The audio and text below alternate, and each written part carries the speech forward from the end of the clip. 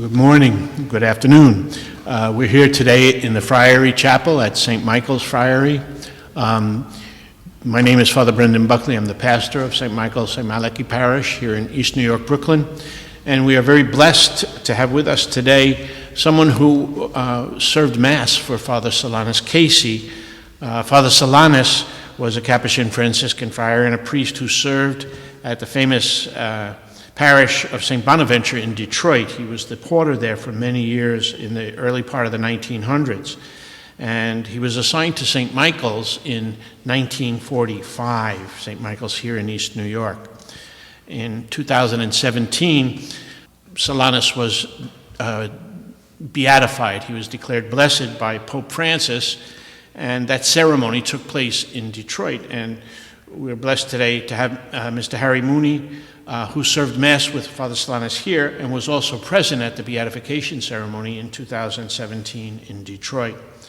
And so he's going to share with us today some of his experience of serving Mass for Blessed Solanus when he was an altar boy here in the 1940s. So welcome, and thank you very much for coming in from Long Island, coming all the way into Brooklyn to be with us today to share that experience, which we're hoping will be something that helps others to understand better the life of Father Solanus and his gift to the church, but also to help understand how your experience with him led you in your own spiritual life. So Mr. Mooney made all of his sacraments here, from baptism, confirmation, communion, matrimony, and I'm missing one. Penance. And penance. First penance. Okay. And he also graduated from St. Michael's School in 1949. His parents were faithful members of this parish who helped. The parish was founded in 1860, and his parents helped build the present church that we are blessed to have so beautiful today. So, Mr. Mooney, thank you for being here, and thank you for sharing with us. I guess the first thing we wanted to know was, when did you meet Father Solanus, and what was that like? Well, first, I want to thank you for inviting me, because this is a wonderful opportunity for me, too, to remember and to think about this whole meeting and everything that I had with Father Solanus. And I thought about it, but this enabled me to think about it even more. I finished the fourth grade at St. Michael's School in June of 1945. And in the summer of 1945, in July, Father Solanus came, and I had become an altar boy. I started serving when I was in the fourth grade, so I was serving for a few months before he arrived. And in those days, there were many masses said at St. Michael's. There were 4 masses said daily, and there were many altar boys needed. There was the 6, the 6:30, the 7:15, and the 9 o'clock, the 8 o'clock Mass. And the 8 o'clock Mass, the whole school attended. So this was quite an experience. So anyway, I started serving for him during the summer, and then I went into the 5th grade and continued to serve for him. And this was the first time that of course, I didn't know who he was. I heard the name, but there was a little bit of talk around the parish that I remember, that there's a very holy priest, but I don't really remember exactly what people were saying. But people knew something was different about Father Solanus. And so anyway,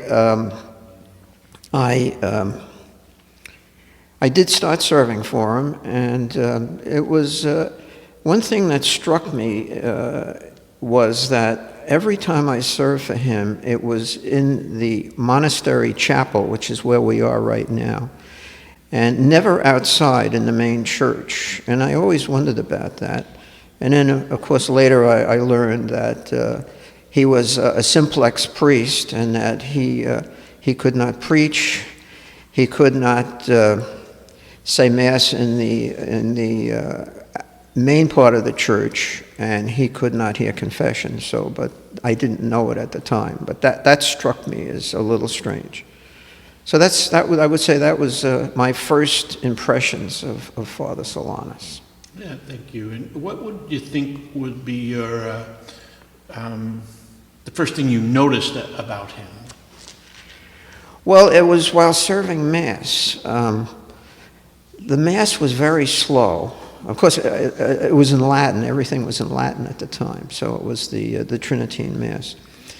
And Mass was said very slowly, and at the consecration, I noticed that Father would hold up the host and the chalice for very long periods of time. And of course, as an altar boy, I would ring the bell at that particular time, as well as other times. And I remember not having, I had to ring the bell for a while, and then I figured, well, I better stop. So, but that's one thing I remember. So I would say of my memories, that was the thing that stood out the most. I have to say, I never really spoke to Father Solanus. I mean, he was very holy, very quiet, and I didn't want to disturb him. So I never really, I don't remember ever saying anything to him. That's just my memory right now. So. One of the things I'm wondering about when I learned to be an altar server, it was before Mass, it was in the language of the people also, so it was all was in Latin. And I remember priests at that time didn't go to the front of the church, to the stoop, and greet people after Mass. They went directly into the sacristy, and we received a blessing from the priest. All the altar servers received a blessing from the priest.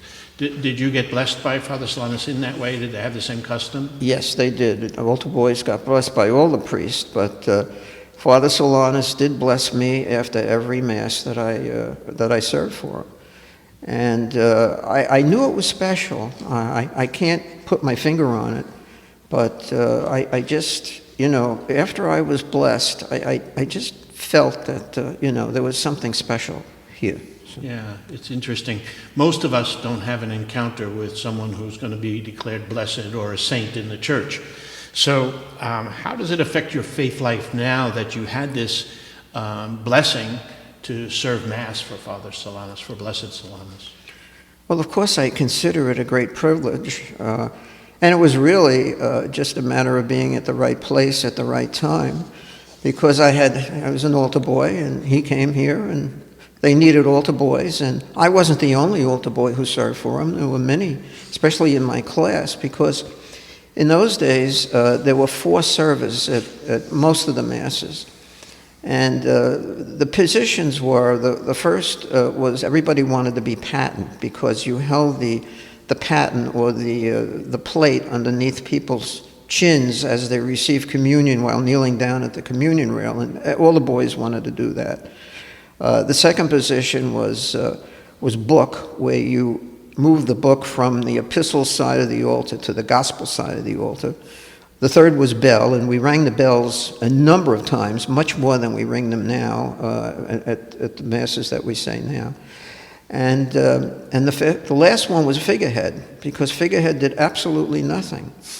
But what happened was, if there was a visiting priest, and we had quite a few of them at St. Michael's, or if Father Solanus needed a server, figurehead would be called to do it, because he wasn't doing anything out on the main altar anyway. So that's how I remember, just being with him as much as I was, because it just happened that way. And I wasn't the only one.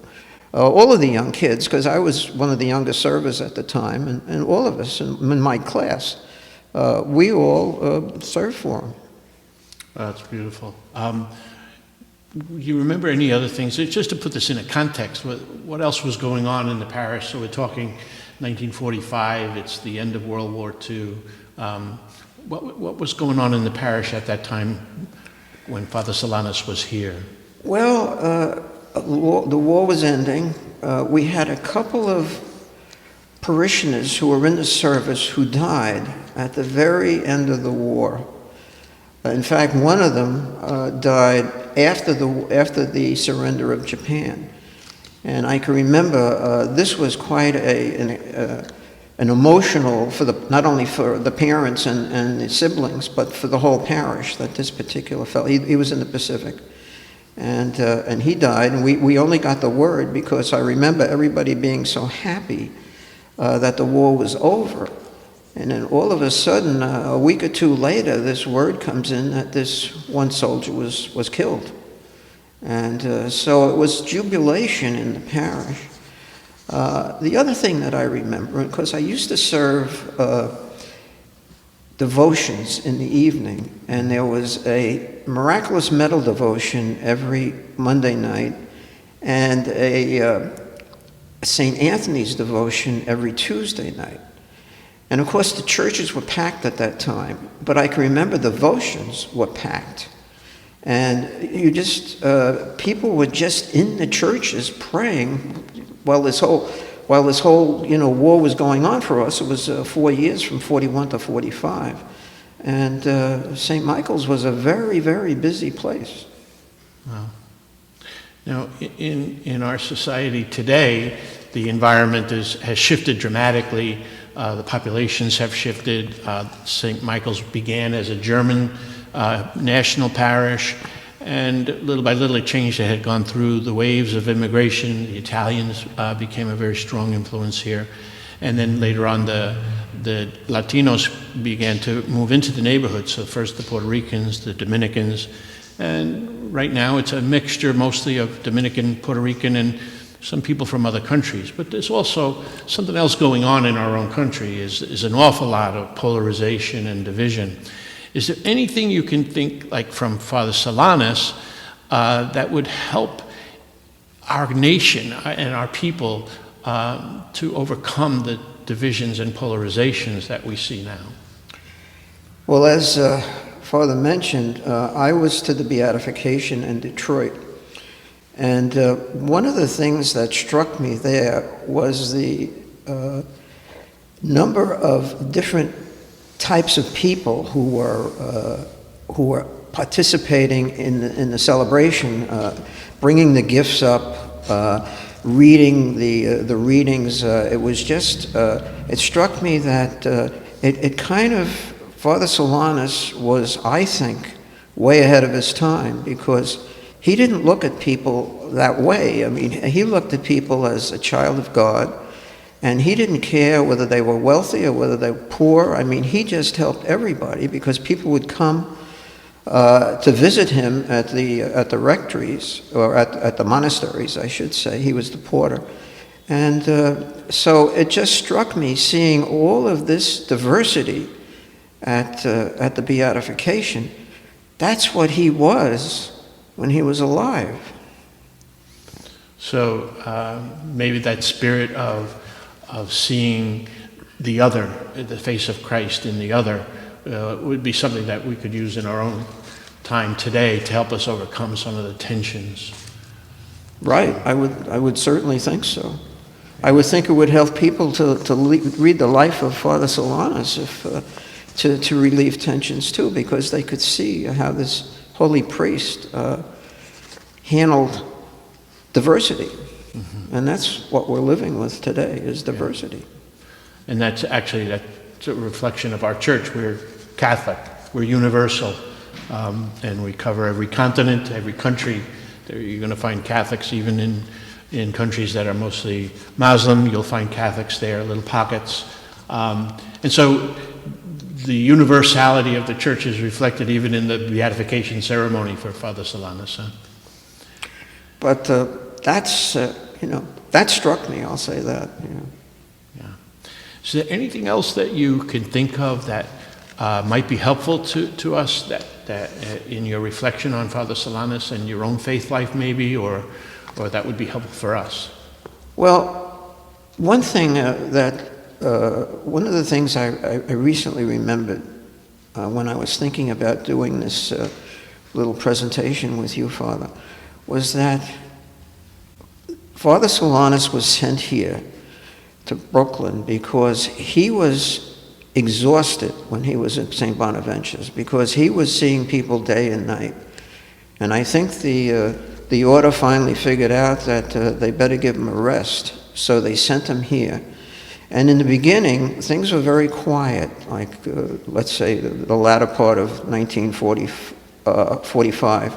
But when we got into 46, I can remember long lines of people standing in the alleyway next to the church going into the monastery. And they finally found him. And I guess that's why they transferred him again in April. So he wasn't here that long of a period? He was only here for 9 months. 9 months. Well, it was a great blessing that he was here even for that period of time. So anyway, Mr. Mooney, we want to say a great thank you to you for sharing your experience with us. And it's an experience that is actually a great blessing for the church. So thank you very much for coming and for allowing us to be part of your own experience of this holy man, Father Solanus. I want to thank you for inviting me because, as I said before, you enabled me to conjure up some great memories. And it was certainly, I mean, I consider it in my own life a blessing because when my wife passed away 37 years ago, we were praying very hard to Father Solanus she died of cancer. And Father Barnabas Beck, I don't know if he's still alive or not. He passed. He's a wonderful priest. But he came out from 31st Street, where he was at the time, and we had a mass at my parish at St. Patrick's in Glen Cove.